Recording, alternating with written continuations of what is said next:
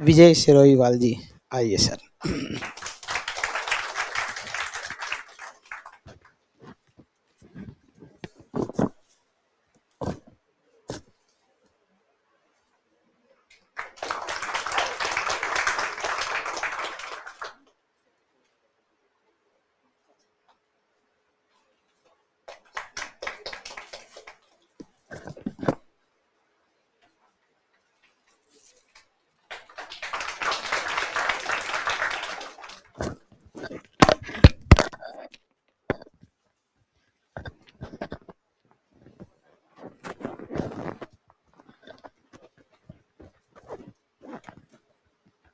Good morning friends.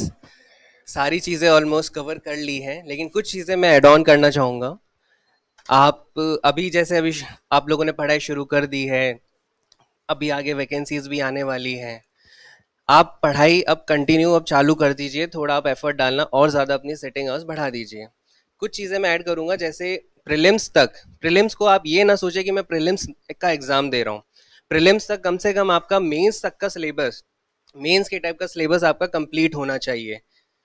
जब prelims की date आएंगी, उससे 1 डेढ़ महीने पहले आप अपने ऑब्जेक्टिव्स वगैरह वो सारी चीज़ें आप करते रहें। उसके लिए भी काफ़ी बुक्स आती हैं, यूनिवर्सल की है, सिंगल की है। सर डेली टेस्ट लेते ही हैं, शायद अभी भी चल ही रहा है।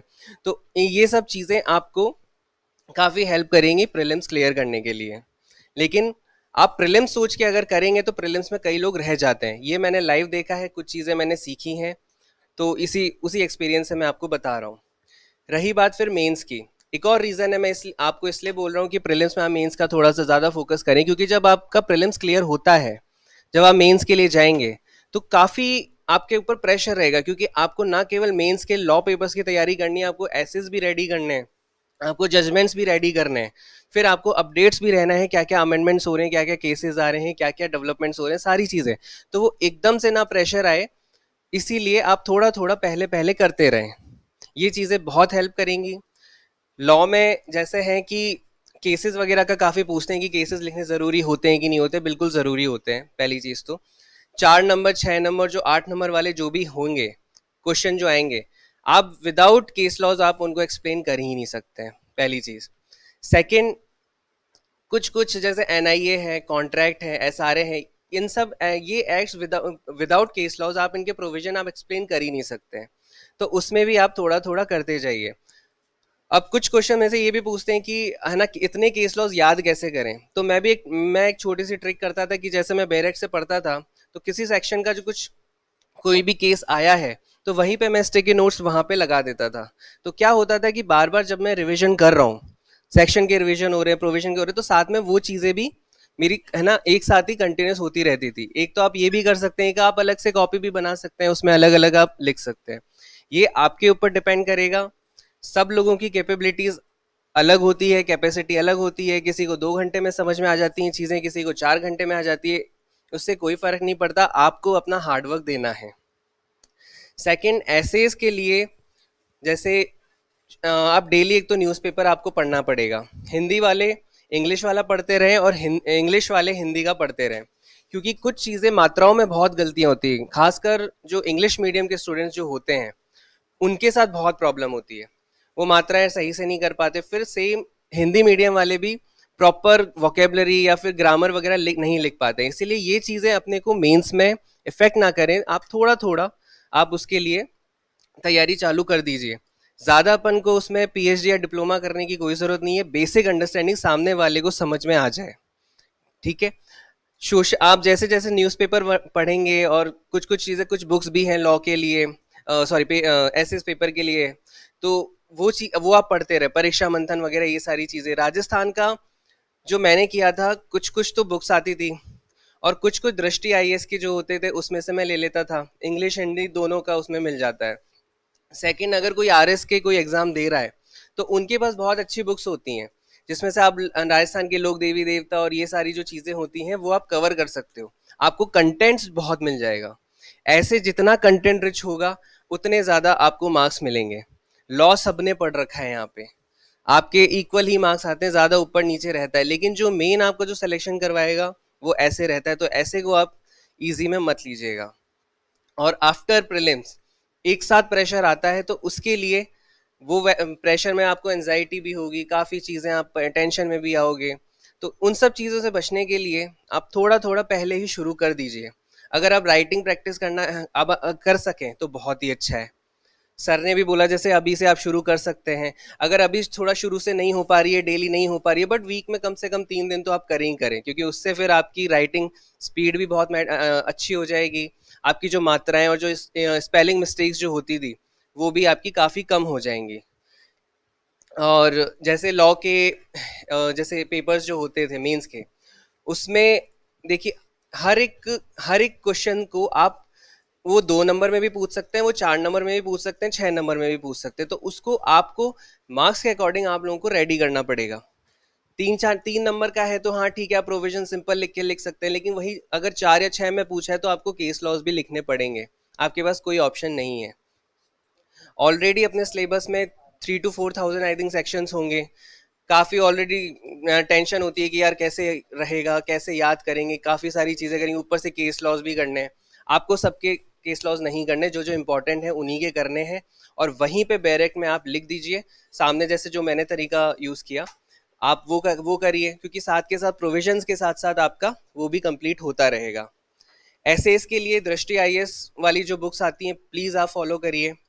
और एक इनसाइट आईएएस करके भी एडिटोरियल्स आते थे, तो उसमें आपके सोशल इश्यूज वगैरह जो भी करंट इश्यूज चल रहे होते थे वो भी आपके कंप्लीट हो जाएंगे। राजस्थान का एक बुक आती है, मुझे अभी नाम याद नहीं आ रहा एट द मोमेंट, बट एक वो बुक्स आप यूज़ कर सकते हैं। और अगर कंटेंट्स लेना है तो आरएस वाले जो हैं, जो बुक्स आती हैं, उनसे आप वो ले सकते हैं। सर से मैं 2019 की वैकेंसी इसके लिए जुड़ा था, और तब भी मैंने इंटरव्यू दिया था, बट अनफॉर्चुनेटली कुछ नंबर से मेरा फाइनल लिस्ट में नहीं हुआ।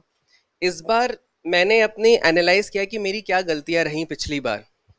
मैंने सर से भी डिस्कस किया था। सर, मैंने टेस्ट सीरीज उतना अच्छे से प्रॉपरली दी नहीं थी पिछली बार। मैं सर से टेस्ट सीरीज के में प्रॉपर जुड़ा रहा हूँ, इंटरव्यू की गाइडेंस के लिए प्रॉपर जुड़ा रहा हूँ। तो आज आप देख लीजिए रिजल्ट ये है। और जैसे मैम ने कहा कि मैम ने कम से कम 75% तो लिए थे, मैं 70 क्रॉस भी नहीं कर पाया हूँ आज तक। ठीक है। तो ऐसा नहीं होता है कि हाँ बच्चे जो अच्छे ही है, जो शुरू से ही एकेडमिकली बहुत अच्छे हैं, वही क्लियर कर पाते हैं, ऐसा नहीं है। अगर आप हार्डवर्क करेंगे आप लोगों का क्लियर होगा, लेकिन कंसिस्टेंसी, हार्डवर्क और कंटिन्यूटी ये आपको रखनी ही पड़ेगी, उसका कोई ऑल्टरनेटिव नहीं है। और यहाँ पे कई लोग मैंने भी देखा है, जब मैं भी यहाँ बैठता था तो कुछ लोग ऐसे आते थे कि हाँ घर वालों ने बोला है कि हाँ ठीक है चले जाओ कोचिंग, या मेरा फ्रेंड कर रहा है तो मैं कर लेता हूँ। ऐसे नहीं, आपको मेंटली प्रिपेयर रहना पड़ेगा कि यार मेरे को आरजेएस करना है, ये मेरा एम है, अल्टीमेट एम है, मुझे करना है। और जैसे मैम ने भी कहा कि अगर कोई साथ में सीरियस एस्पिरेंट हो आपके साथ तो उसका बहुत बेनिफिट मिलता है। वो आपको सपोर्ट भी करेगा, वो आपको हेल्प भी करेगा, वो आप अगर आप डिस्कस करना चाहो तो वो भी करेंगे। मेरे साथ भी एक फ्रेंड थे, अनफॉर्चुनेटली उनका हुआ नहीं अभी, लेकिन अगर आपके साथ में कोई ऐसे सीरियस एस्पिरेंट हो तो बहुत अच्छा रहता है। मेंटल पीस बहुत ज़रूरी है, ये मैं आपको थोड़ा सा बता दूं। डेली एनजाइटी होगी, टेंशन होती है, सारी चीज़ें होंगी। आप लोगों में से कई लोग कुछ काम कर रहे होंगे, प्रैक्टिस कर रहे होंगे, ऑफिस के साथ साथ पढ़ाई कर रहे होंगे, तो बहुत मैनेज करना थोड़ा मुश्किल हो जाता है। और कुछ का प्रोफेशनली कुछ डिस्टर्ब चल रहा है, या पर्सनली कुछ चल रहा है, या कोई मेडिकल रीज़न, दिन में आएगा आपको, हर दिन आएगा कि यार मैं नहीं कर सकता या मैं नहीं कर सकती। लेकिन आपको डटे रहना है, आपको पढ़ते रहना है, यही आप कर सकते हो। हार्डवर्क आपका कभी खराब नहीं जाएगा, ये मैं आपको बता देता हूँ।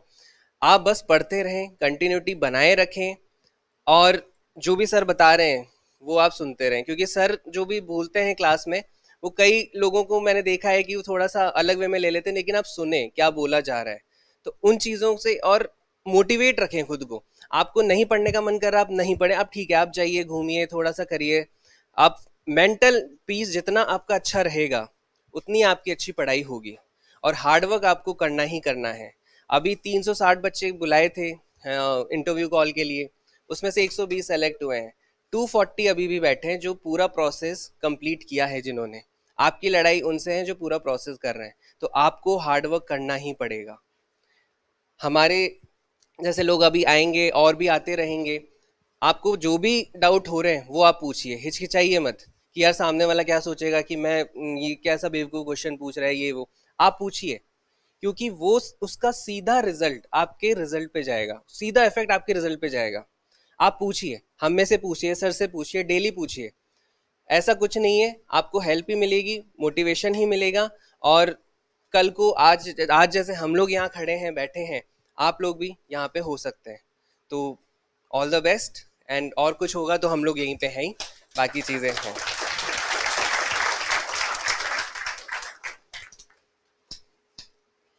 एक क्वेश्चन है अर्पिता मैम का है, which trick should be adopted to remember all the section so that they do not mix. ये चीज़ के लिए मैं स्पेशली मैं सर के जो क्लास नोट्स होते थे वो मैं रेफर करता था, जो सर डिवाइड करके कई बार बताते हैं, 72 से 79 ऐसे ऐसे करके जो सर डिवाइड करते हैं, उससे काफ़ी चीज़ें मुझे हेल्प मिलती है। और उसकी एक अगर आप बार बार पढ़ोगे तो आपके माइंड में एक इमेज बनती है, इमेज क्रिएट होती है। तो उस इमेज से क्या रहता है, आप डायरेक्ट लिंक करोगे कि हाँ अच्छा ये सेक्शन यहाँ पे था, अच्छा ठीक है ये था इस पेज के राइट साइड में था। तो ये चीज़ें प्रैक्टिकली आपको बहुत हेल्प करेंगी, लेकिन उसके लिए आपको बार बार रिविजन आपको करते रहना पड़ेगा। एक चीज़ मैं आपको बताना भूल गया, स्पेशली एसेज के लिए। एसेज में मैंने कुछ कुछ की प्रैक्टिस करी थी, लेकिन मैं पूरे पूरे नहीं लिखता था, क्योंकि पूरे पूरे लिखना मेरे को लगता था कि यार मैं नहीं लिख पाऊंगा, क्योंकि पूरी अगर एज इट इज़ पैराग्राफ वहाँ पे याद रहे कि नहीं रहे वो उसका थोड़ा सा, क्योंकि वहाँ पे बहुत प्रेशर होता है। तो मैं क्या करता था कि पॉइंट्स बना लेता था, बुलेट पॉइंट्स वगैरह। इंट्रो में ये लिखना है, मेन बॉडी में ये लिखना है, प्रोस कॉन्स में ये लिखना है, कंक्लूजन में ये लिखना है। तो आप एक ये भी तरीका आप यूज़ में कर सकते हैं। और कई सारे इश्यूज रहते हैं तो आराम से आपको मटेरियल खूब मिल जाएगा, आप ये सब आप अच्छे से कर सकते हैं।